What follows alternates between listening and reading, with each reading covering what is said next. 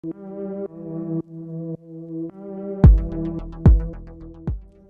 and welcome to the True to Life podcast. I'm your host, Nanic Tagore. This is episode 71. Full disclaimer, the episode numbers have been completely and utterly hijacked over the last, 5 or 6 episodes. When I was recording them in Dallas, the episode number that I said at the beginning of the episode ended up not even being remotely correlated to what the actual episode title was. So disregard that. I just felt the need that I needed to just put a proper disclaimer in there. Being open. Anyways, this is episode 71. So you're here for a solo pod episode. And in this episode, it's the first one that I'm actually doing on YouTube as well. So there's a video available on YouTube as well, in addition to Apple Podcasts and Spotify. So another way to check out and follow along on YouTube as well for these solo pod episodes. So today I wanted to talk about, just in the theme of 2026, a new year, a strategy called start, stop, and continue. And this is something that in my Joey relationship that I have with my living situation was something that we did weekly. So every single week we would talk about something we could start, stop, and continue. And we did this for about a few months. And it helped flesh out things to change, things that we liked, and start, stop, and continue. So that any of those three. And you might not have an answer for all three, especially because I was meeting every single week and doing this. But as you look at 2026 and the new year, reflecting on the past year, there's definitely one of each. So going through, and what's something that you want to start? So this could be a new habit, new skill you want to learn, anything new to start fresh. New year, start something new. So that's the first one. So identifying what it is that you want to start. The second would be stop. What is something in your life right now that you need to cut out, stop, and remove because it's not adding value or not adding benefit to your life? So identifying what's the thing that you would like to stop. I think everyone has something. No one's perfect. So giving some examples, like for me, it could be diet, could be sleep, could be being focused in whatever task I'm doing. Something I spoke about very honestly on this podcast has been struggling with being present and being attentive in the moment that I'm doing a task, and not having I have, the type of mind that has a ton of tabs open. I'm jumping around and flipping all over the place. And it turns out that the ability to, and as I've talked about in this podcast, is to sit and do the singular task that you're actually doing. Like that is where you'll really start to see improvement. So that was one of the ones for me that I would like to stop trying to do multiple things at one time. If I'm going to do something, just do that singular task. If I'm going to sit down to write emails, I'm just going to write emails. I'm not going to also try to be posting a graphic or posting something online too. Like I'm just going to do the emails. All right, a little bit long-winded there. Next one would be continue. What's something that you maybe tried for a few weeks over 2025, or say that you've tried at some point in your life, but then you ended up not continuing it, not sticking with it, but you could see there being benefit. That's something that you can continue. So I've done this, I've seen that it works, or something that I like, and I like how it feels when it's integrated into my lifestyle. I want to continue that throughout the new year. So I think these are 3 things as a way to reflect and to check in. And the beautiful part about start, stop, and continue is that every single month you can reevaluate.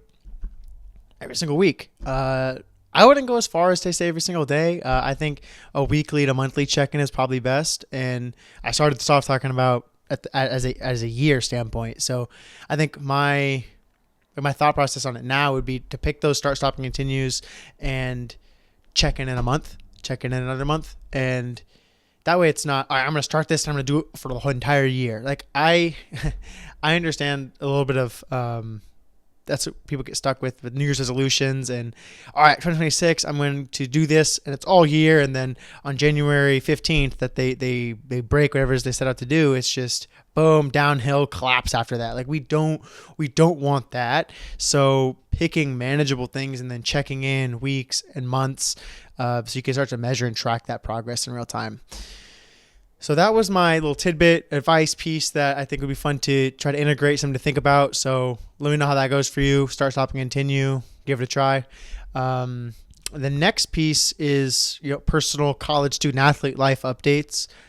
Finished up my senior year, first semester, the fall semester, and pretty strong, 4.0. Still on track for the 2025-2026 Scholar Athlete of the Year, which I have my sights set on. I also have my sights set on graduating with the 4.0. And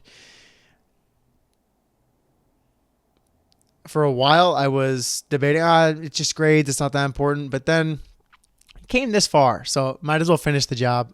And so we got one more semester of school. It's a long way of saying that. Graduation in May, and then real life is going to open up. And I think this podcast will be a great space for that as I evolve, I adapt and change over the next 6 months to a year, because the truth is, I've decided I'm not going back for the 5th year, as I've talked about, not pursuing a master's right away. I won't be a student athlete 6 months from now. So my life's going to feel and look a lot different. And it's something that I think about almost every day.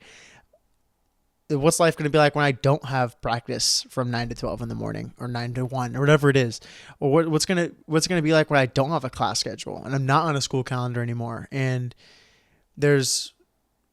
I'm only accountable for what it is that I put, the work I do and what's on my calendar. Like, I don't have classes and practice and games and travel schedules and all that. I won't have that stuff anymore. So I think that's what I'm excited about, is being able to wake up in the morning and have just a full just days and weeks that I can map things out, plan things out, try new things. I want to get into coding and dive more into AI, because as much as I am not a big fan of the technology takeover and big tech, monopolizing the space and the concentration of wealth that this AI boom is doing to a lot of people across the country, I also realize from a business entrepreneurial point of view, I need to be on this wave. Otherwise, I will simply just be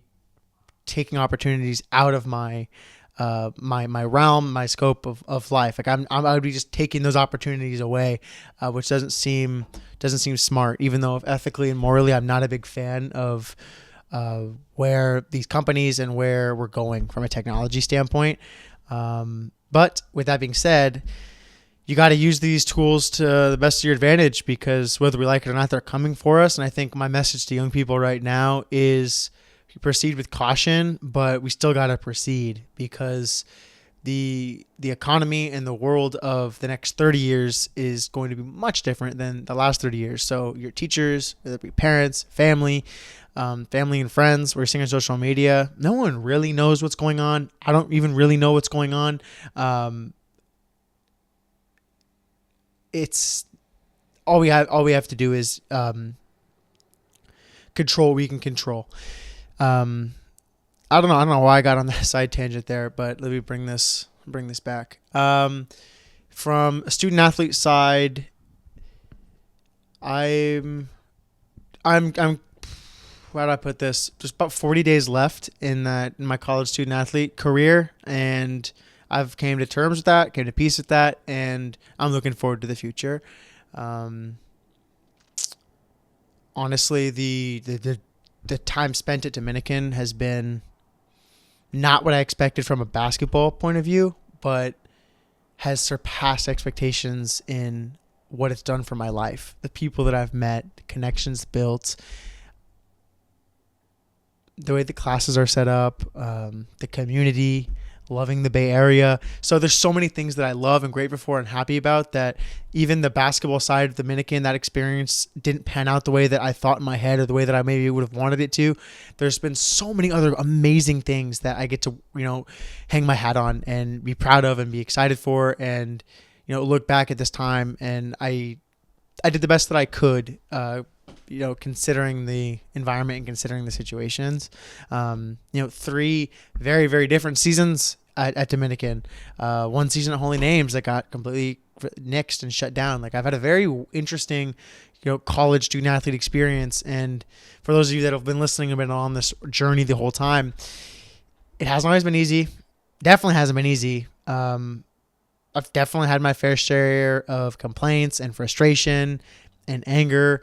And, the constant through my time as a student athlete has been this podcast, and it's been recording interviews with people, whether I'm sitting in my dorm room at Holy Names or Dominican, or interviewing here where I live now, or all the way in Dallas recording interviews with people all across the NCAA. That's been a constant in the last 4 years, and I underestimated how much of an impact that would have on me too. So for the few people out there listening, whether it be one person to 5 to 10, 15, 20, I really thank you for any time you spent tuning in, listening, and, being a part of this, this podcast and this platform, because I think so many people do have podcast platforms, and anytime that people are here listening to you, I wouldn't be right to not express gratitude to those people that are taking the time. So thank you listening out there right now. It means the world to me, and I'll continue doing this.